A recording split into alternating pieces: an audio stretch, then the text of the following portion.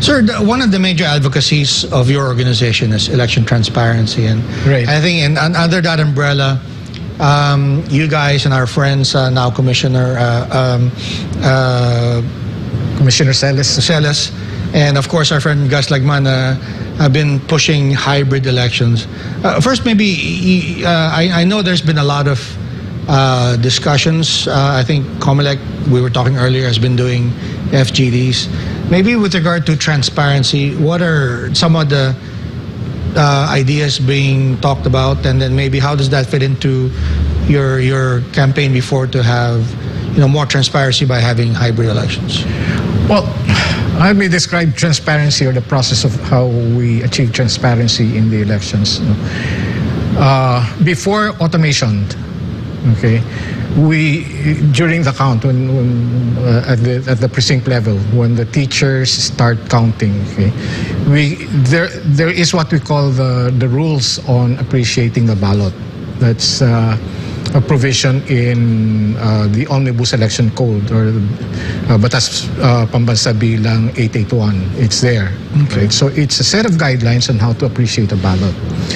So observers and watchers like NAMFREL, for example, during that counting process, are able to see each ballot and how they are read by the Board of Election Inspectors.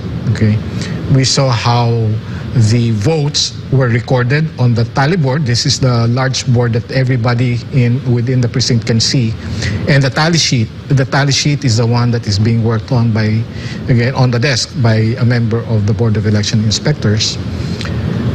After the last ballot has been read, we saw how the votes were counted, both based on the tally board and the tally sheet. So if they tallied, then that's okay, right? And we also saw the process of how the election returns, what is called the election returns, is prepared, and these is signed. The election returns are signed by the members of the the Board of Election Inspectors, as well as the watchers. Mm-hmm. Okay, and we also were able to monitor and see how these election returns were transported and conveyed from the precincts to the Board of Canvassers at the city or municipal counting center.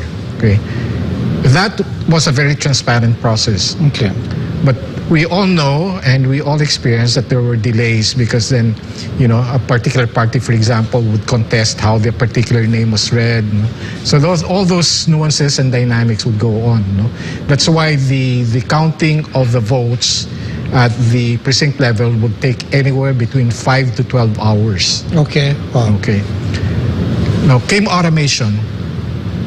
Once the polls are closed and the machines were made to count the votes, it's just a matter of seconds. Mm-hmm. And the machines are able to generate and print out the election returns. Right. Okay. So that whole process, that whole manual process of being able to observe and see how the ballot is read, how it is recorded, how it is counted, were all taken over by the machine. So we don't see that anymore. Okay. Okay. And that is actually at the heart of the discussions on about coming up with a hybrid election system. Okay.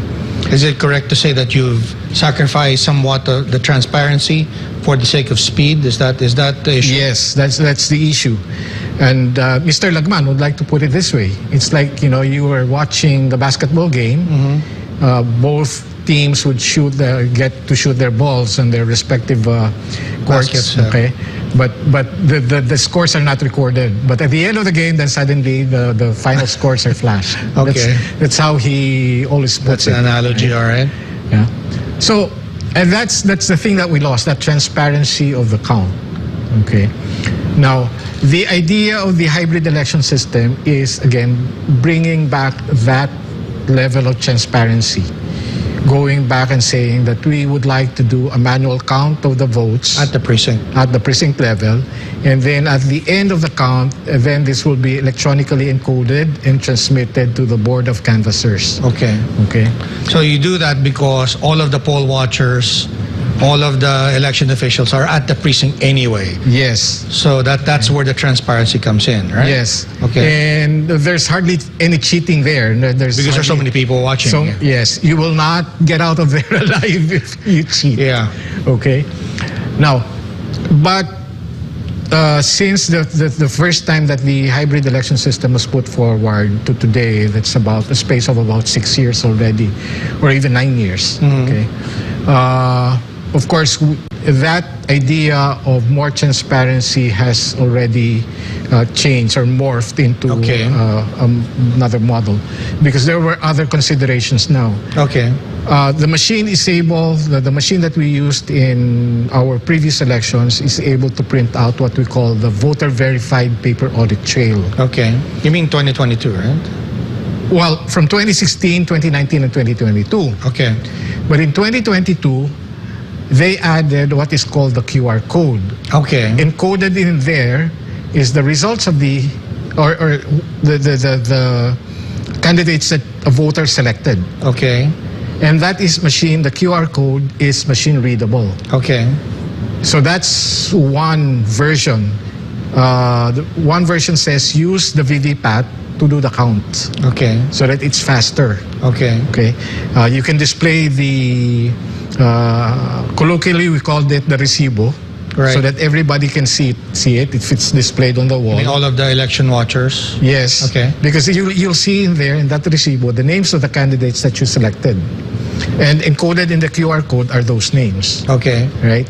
So everybody can see that. And once we read the QR code, the count is reflected. And the count also would be transparent. Okay. So that's one version. The other version now is, which is the latest version that NAMFREL is considering on promoting, is what we call now, or similar to what is called the ballot making device. Okay. Okay. So instead of you writing down the names of the candidates of your choice, you select it via touch screen, for example. Okay. Okay. And once you're done with the selections, at the end, before the ballot is printed, it will verify and ask you to confirm whether those selections are correct. Okay. Once you confirm that your selections, then it would print. Okay. And then that piece of paper you drop into a ballot box. Okay. Okay. At the end of the day, at the end of the voting, then we go into counting. Okay. Again, that ballot is machine readable. Okay. Okay. And we can base the count on that machine readable ballot. Okay. Okay. Now, So what would be the implications there operations-wise? Because I think also the speed of the last presidential elections, I would think also works against, suggestions to improve it, because we've never had, election results that quickly. Right? But then again, it's a bit unusual because we've never had, I think, a majority president as we had. So that I would suppose that would make it easier, right? But in a contested election, well, that is where we'll see. yeah, especially if there's the thin margin. Thin margins, between, right, among candidates, right? Right. So it will be a lot more challenging. But then that idea is really bringing back transparency to at the precinct level. Impact in terms of time and motion, I guess it will be a little longer than how the machine counts it, because the machine counts it sub-seconds and come out with the result. Whereas if we are to scan the ballot one by one, then it probably would take a few hours to complete the count. But then you are ensured that everybody sees the vote, everybody sees the count. Okay. So maybe a 2 or 3 hour counting based on the printed ballots, and then that would probably suffice. Right. I think when we were talking about this years ago with Gus and others, you guys were saying that this was the trend in other countries. I think Germany was one country that was mentioned that got rid of their voting machines in favor of more transparency. The NAMFREL suggestion, is that something that you're seeing also being practiced in other countries, that the trend now? Is there a model that you guys were looking at? That's why you suggested this? Well, That's a trend in other countries, and a few states in the U.S., for example, they had reverted to the count, discarded the machine. The German court declared it unconstitutional. The machines, it's not against automating the elections per se, but it declared that the machines used were unconstitutional because, again, you don't see how the votes are counted. I think that's the core issue there. The second core issue there is that the father and son tandem that raised it to the court was able to prove that the machines are hackable. Okay, so there's still that same issues are still being raised here, security-wise, that the machines are hackable. Right? Okay. Which incidentally, again, there was an issue, the leak before the elections in 2022. And the National Privacy Commission had recently come up with a pronouncement that there was no violation of privacy, in that leak. Okay. But there are other technical issues, like, for example, there are parties that question the speed of the transmission of the results, saying that within the first hour, there were already 20 million votes that were counted. Looking at the trend of the transmissions, they were within that cycle. In fact, the 2022 elections was a tad slower than the 2019 transmissions. Oh, slower still. Okay. Yeah. So, and that's despite the change in technology, right? So there were issues there. That has to be clarified, why one has to be able to explain the flow of the transmission. That's why we've been asking for access to logs, for example, the telco logs, so that we can show that the transmissions were indeed performed as we saw them in 2022. Okay. All right. I think we'll press you on that a bit, and we'll just have to take a quick break. This is Business of Politics on SMNI. We're talking to Mr. Lito Averio of NAMFREL.